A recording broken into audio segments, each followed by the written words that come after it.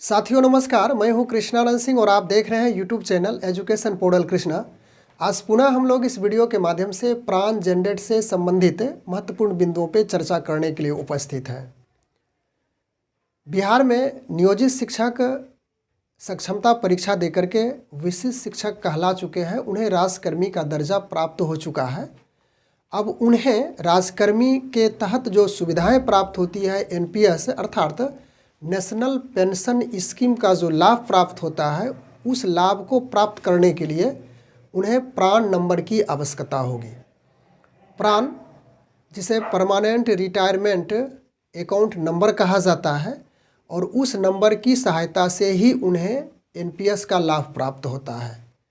तो उस स्थिति में बिहार सरकार शिक्षा विभाग की ओर से 23 जनवरी 2025 को ही एक पत्र जारी हुआ था और उसमें हर बिंदुवार यानी पॉइंट बना करके गाइडलाइन जारी किया गया था कि प्राण यदि आप जनरेट करेंगे तो किस प्रकार से करेंगे।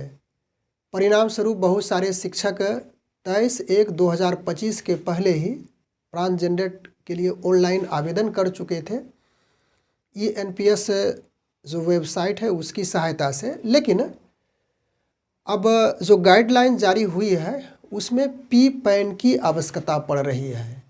तो पी पैन यदि जो शिक्षक नहीं दिए हैं तो उस स्थिति में उनका फॉर्म जो ऑनलाइन किया गया है, सबसे पहले आपका फॉर्म स्थापना को जाता है जिस जिला से आप बिलोंग करते हैं। कारण जब डीडीओ नंबर आप भरेंगे, डीडीओ कोड भरेंगे, तो उसका सत्यापन के लिए जिला कार्यक्रम पदाधिकारी स्थापना जिस जिला से आप बिलोंग करते हैं, जिस जिला को आपने डीडीओ कोड के रूप में डाला है, तो उसका सत्यापन के लिए सबसे पहले वहाँ जाता है।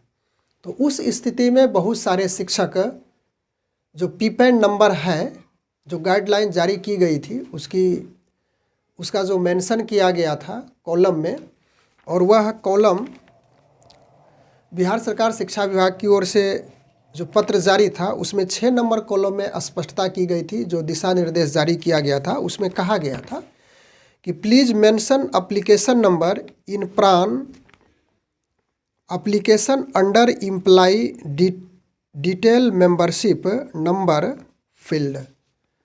तो यहाँ पे बहुत सारे शिक्षक जो कॉलम दिया गया था जहाँ पे फिल करना था वहाँ पे एप्लीकेशन नंबर नहीं डाला। जिस समय आप सक्षमता परीक्षा दिए थे तो बिहार विद्यालय परीक्षा समिति के द्वारा एक एप्लीकेशन नंबर यानी कि आवेदन संख्या दी गई थी।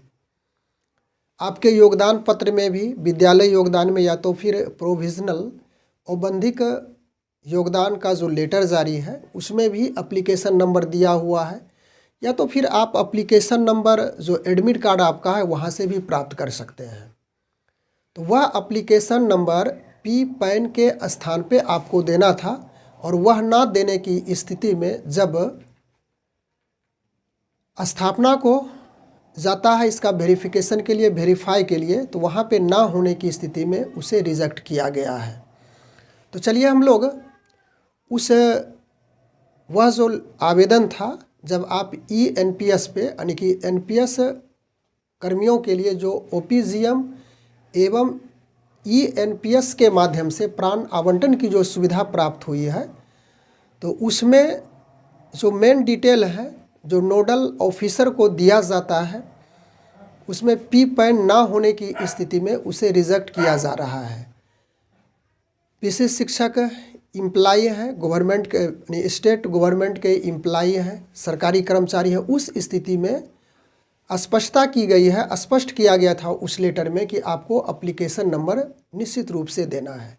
तो चलिए हम लोग उसको देख लें कि किस प्रकार से यदि आप भरे हैं तो वहाँ पे यदि एप्लीकेशन नंबर ना डाले हैं तो आपका रिजेक्ट होगा, और यदि आप वहाँ पे एप्लीकेशन नंबर डाल चुके हैं पी पैन के स्थान पे तो आपका रिजेक्ट नहीं होगा।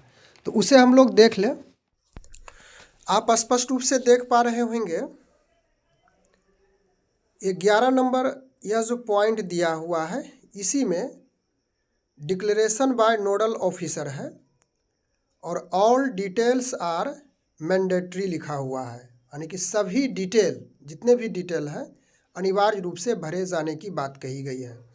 डेट ऑफ ज्वाइनिंग इस कॉलम में आपको देना है, डेट ऑफ रिटायरमेंट यहाँ पे देना है। उसके बाद एम्प्लॉई कोड यहाँ पे लिखा है इफ़ अप्लीकेबल, तो एम्प्लॉई कोड यदि है तो इस स्थान पे देंगे, और यदि है तो उस स्थिति में कहा गया है।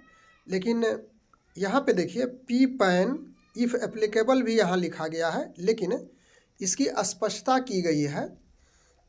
और जो बिहार सरकार शिक्षा विभाग की ओर से पत्र निकला था 23/1/2025 को, उसमें जो गाइडलाइन दी गई है 6 नंबर कॉलम में देखिएगा, स्पष्ट किया गया है कि please mention application number in PRAN application under employ detail membership number यानी पी पैन फील्ड, तो उसकी स्पष्टता की गई है। तो इस वजह से यहाँ पे इफ़ एप्लीकेबल है, इसको आपको गौन करके चलना है, इसे मान करके नहीं चलेंगे। और निश्चित रूप से मैंडेटरी होगा, अनिवार्य होगा कि यहाँ पे आप सक्षमता परीक्षा का जो एप्लीकेशन नंबर है यहाँ पे इस स्थान पे डालेंगे।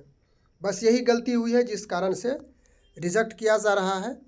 उसके बाद नेम ऑफ द ऑफिस, यहाँ पे ऑफिस है, आप जिस जिला से बिलोंग कर रहे हैं यहाँ पे डालना है।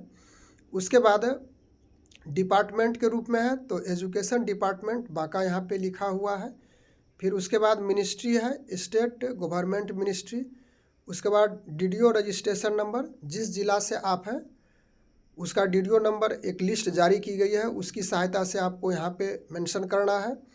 उसके बाद यहाँ पे रजिस्ट्रेशन नंबर है, इस तरह से दिया हुआ है। तो इस प्रकार से आप अपना पूरा जो आवश्यक यहाँ पे जितने भी कॉलम भरने के लिए ज़रूरी है उसको आप ज़रूर भरेंगे, तो उस स्थिति में आपका रिजेक्ट नहीं होगा। और जो इसकी समय सीमा निर्धारित की जाती है उस अनुसार से आपका प्राण बन करके आ जाएगा।